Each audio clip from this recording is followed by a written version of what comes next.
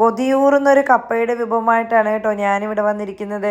കപ്പ ഇഷ്ടമല്ലാത്തവരായി ആരുമില്ലല്ലേ. നമ്മുടെ കേരളീയരുടെ ഇഷ്ട ഭക്ഷണം കൂടിയാണ് കപ്പ. അപ്പോൾ ഇതെങ്ങനെയാണ് തയ്യാറാക്കുന്നതെന്ന് നോക്കാം. 2 കപ്പയാണ് ഞാൻ എടുത്തിരിക്കുന്നത്. അത് ചെറുതായി കട്ട് ചെയ്ത് അതിൻ്റെ തൊലിയൊക്കെ കളഞ്ഞിട്ട് ചെറിയ ചെറിയ കഷ്ണങ്ങളാക്കി നുറുക്കിയെടുക്കാം. നുറുക്കിയെടുത്ത കപ്പ നമുക്ക് 2-3 പ്രാവശ്യം ഒന്ന് കഴുകിയെടുക്കാം. എന്നിട്ട് ഒരു ചട്ടിയിലേക്ക് ഇട്ട് കൊടുക്കാം. ആവശ്യത്തിന് വെള്ളവും കല്ലുപ്പൂട്ട് നന്നായിട്ടൊന്ന് കലക്കി കൊടുക്കാം. ഇനി ഇത് മൂടി വെച്ചിട്ട് ഗ്യാസ് അടുപ്പിലോ വിറകടുപ്പിലോ വെച്ചിട്ട് നന്നായിട്ടൊന്ന് വേവിച്ചെടുക്കാം. ഇനി ഇത് ഊറ്റിയെടുത്തിട്ട് ഒരു പാത്രത്തിലേക്ക് ഇട്ട് കൊടുക്കാം. എന്നിട്ട് കുറച്ച് നല്ല പച്ച തേങ്ങ കൂടി ഇട്ടിട്ട് നന്നായിട്ടൊന്ന് മിക്സ് ചെയ്ത് കൊടുക്കാം. ഇതിൻ്റെ കൂടെ വേറെ ഒന്നും വേണ്ട കേട്ടോ.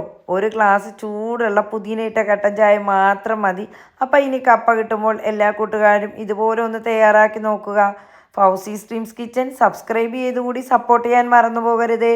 വീണ്ടും കാണുന്നവരെ എല്ലാ കൂട്ടുകാർക്കും മാസലാമ. ബായ്.